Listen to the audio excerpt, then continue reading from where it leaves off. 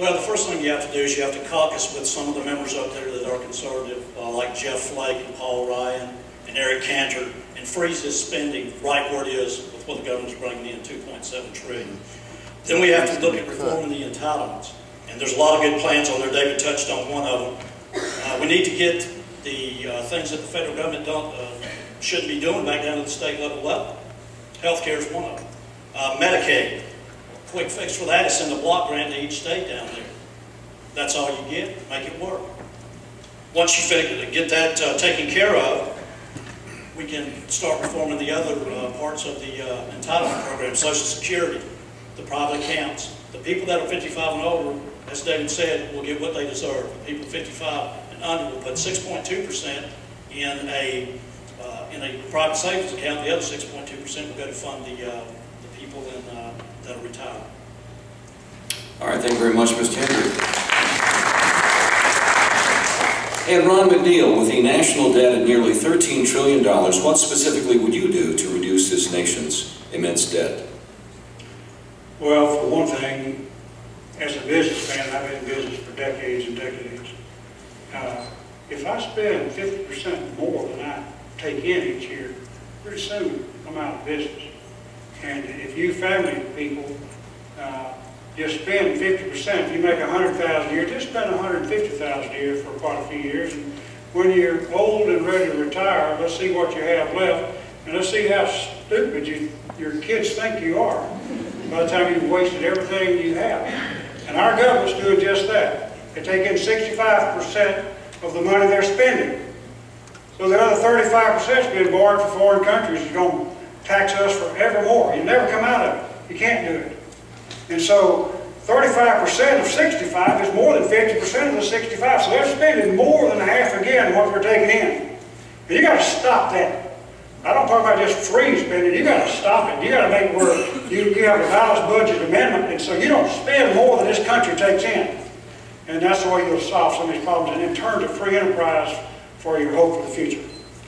All right, thank you very much, Mr. And final question, and we'll start off with Barbara Olshman. Overall, how do you see America's role in the world? Well, you know, I think we need, number one, to stop whatever has happened that has people apologizing for the United States of America.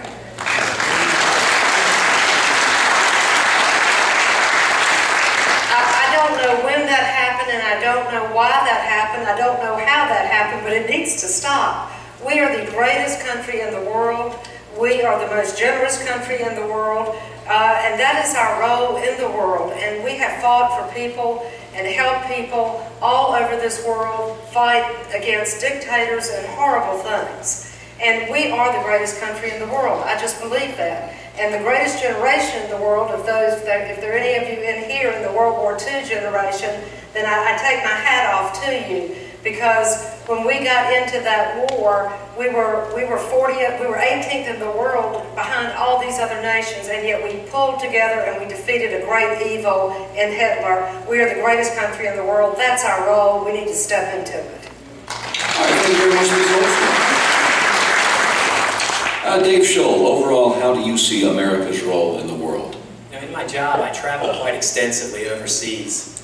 America and Americans are still viewed in an extremely positive light, despite what our mainstream media would have us believe. America, we are the shining beacon of democracy for the world.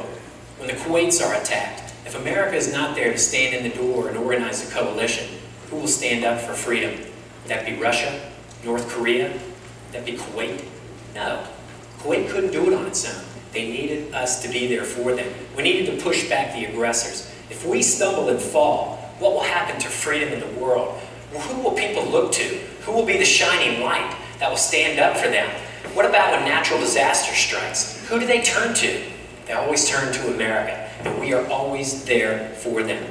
The media's got this one wrong. The world has a positive view of our country. It does not have a positive view of our leaders, and that is the only problem. And that will change come November.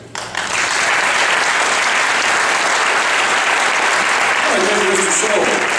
Eddie Hendry, overall, how do you see America's role in the world? When our founding fathers created this country, They knew it was going to be an experiment because nothing like it had ever been tried. They based it on the moral and ethical values of Christian beliefs. And we're getting away from that. But we are still the greatest country on earth. We take care of the rest of the world. We give more than any other nation. We supply more military support than any other nation. And we're also a beacon for everybody to take a look at. And there's a lot of people that don't like us, and that's okay. We're on top, and I intend to keep us there as your next congressman. Thank you, Mr. Ron McNeil, overall, how do you see America's role in the world? We have to be the best. And the system that was set up for us by the Founding Fathers allowed us to be just that. Inventions and progressive effort on the part of the people made the country a success.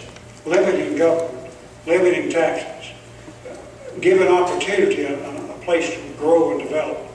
If we don't make America strong, we're not going to help anybody in this world. We're broke right now. We look stupid to people like China because we're borrowing all this money and just spewing it away in every direction we can spew it away. We have got to get control of this country. We can't spend what we don't have, and we have to make free enterprise flourish. If you can build something, I'll give you one quick example. Ma Bell. Everybody thought, well, that good phone system that broke up Ma Bell. Now we got every kind of technology available because free enterprise took care of business and gave you the opportunity to have the kind of technology you have today. And so anyway, it's got to be free enterprise. All right, thank you very much, Mr. McNeil. Steve Sutherland, overall, how do you see America's role in the world? Last year on 9/12, I participated in the March on DC, on the 9/12 Project. And what I remember about that event was the man I met named Frank Dudash.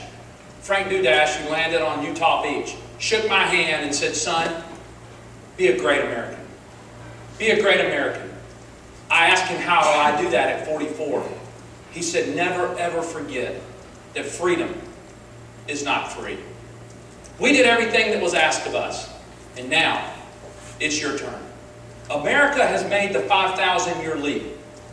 Since the beginning of time, when our founding fathers in Philadelphia created that Constitution in 1787, they created a country that would give the world advancements that they have never imagined. Flight, the automobile, electricity, telephone, light bulb. We are the leader of the world. And as your congressman, I will assure that we will stay the leader of the world unapologetically. Thank you.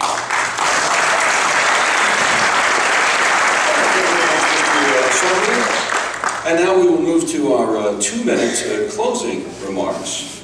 And we will begin with Dave Schiller. Thank you, Doc, for hosting tonight.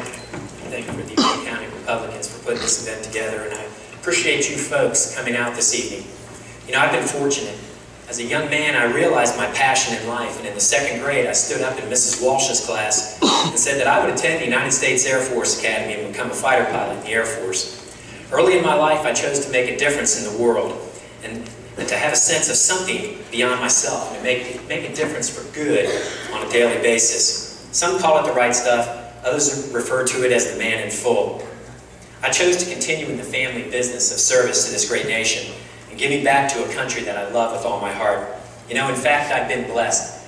God answered the prayers of a young boy and allowed him to achieve his dreams as a man. For 28 years, I've been able to serve this great nation as a warrior and a leader. Many of you are familiar with the oath of office that the members of the armed forces take. You say that we will support, protect, and defend our Constitution. Most of us thought that would be only against foreign enemies. Ladies and gentlemen, I think we all know right now that the enemy is inside the wire.